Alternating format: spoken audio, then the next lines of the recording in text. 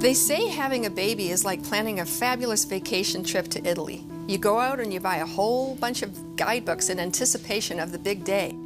Then that big day arrives and off you go, and several hours later the plane lands. But then the stewardess announces, "Welcome to Holland." Holland, you say? I'm supposed to go to Italy. All my life I've dreamed of going to Italy, but the plans have changed, and now you must stay in Holland.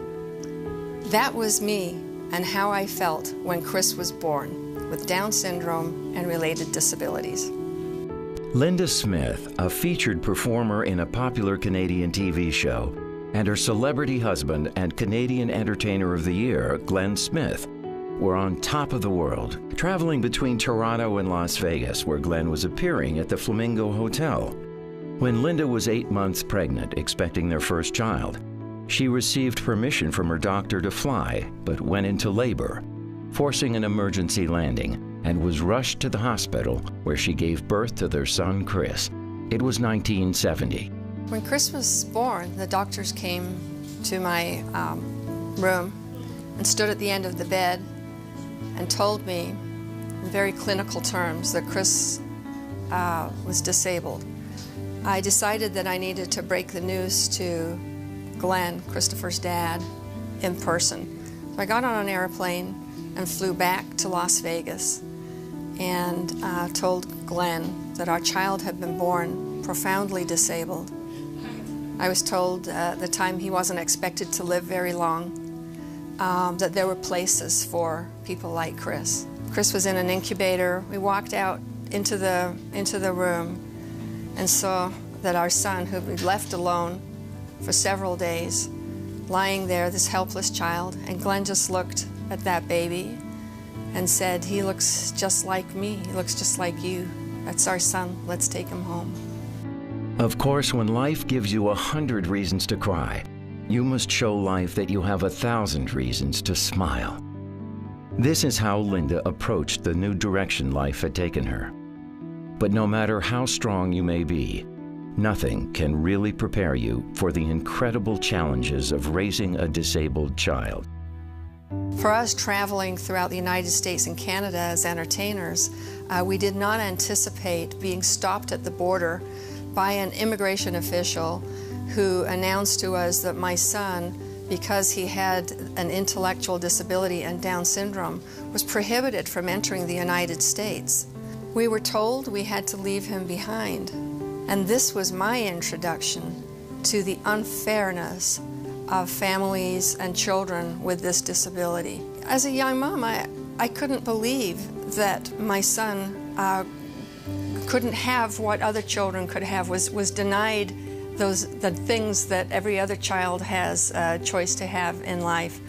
And that's what kicked us into gear and made me an advocate. This immigration code was Linda's introduction to the bias against people with disabilities and fueled her fight to see this unfair law overturned. She was outraged by the lack of services for disabled individuals and their families.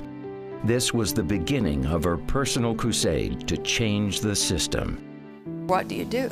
What you cannot do is lay down and die. You cannot be told that there are no services, there are no programs. What do you do?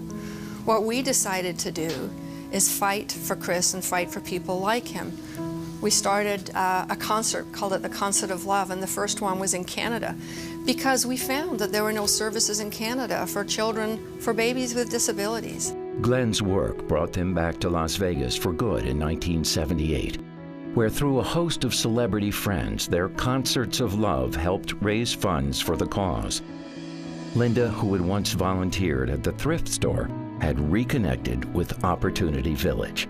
So I was a volunteer at Opportunity Village and going down there every day, and I became aware of, this dark place that people and the limitations that were put on people, and I could see the spark in them, and I could see that all they wanted was a chance at a life that we all take for granted. And so I thought, we need to raise money. We need to get out of this place, this horrible place. So we set about changing that. I got on the board. I was a scrapper. The entire board were made up of parents, and they were all consumed with the very small little items, but the roof was falling in, and we needed to change things. We needed to make life better for the people that we serve, because they deserve the same chance at a life that we all take for granted. It's no surprise Linda was offered the fundraiser position, but there was no money to pay for a fundraiser. The executive director gave her a challenge. If she could raise the $15,000 to fund the salary, she could have the job.